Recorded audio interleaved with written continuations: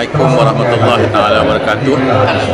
Hari ini kali ada hari terakhir Hayat Acai Berry berekspo di BHEC ataupun Penang International Exhibition Center di Pulau Pinang.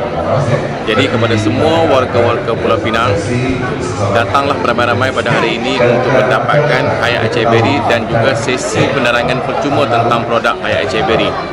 Tahun 2012 telah pun berlalu, adalah merupakan satu tahun yang amat kritikal disebabkan oleh jenama Acai Berry telah digunakan oleh pihak-pihak tertentu, menyebabkan pihak kami yang mengeluarkan produk Hayat Acai Berry juga terdapat tempias yang sama.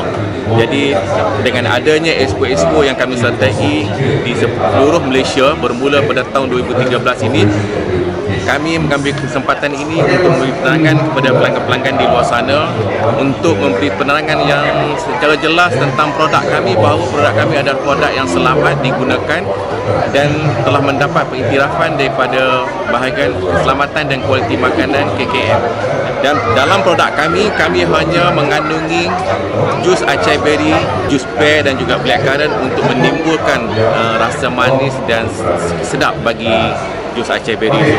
Jadi kepada pelanggan-pelanggan di luar sana, jangan ragu dan jangan bimbang, datang jumpa kami di mana-mana expo yang kami adakan di seluruh Malaysia, dapatkan sesi penerangan daripada pihak kami dan insya-Allah anda akan tetap yakin. Alhamdulillah, setelah hampir 2 tahun produk ini berada di pasaran, ia terus mendapat sambutan dan dalam tempoh tersebut belum ada lagi efek-efek negatif yang ditimbulkan oleh pelanggan-pelanggan kami di seluruh Malaysia. Yakinlah, Hayat Acai Berry adalah merupakan makanan kesihatan anda untuk hari ini dan untuk kesihatan anda hari esok.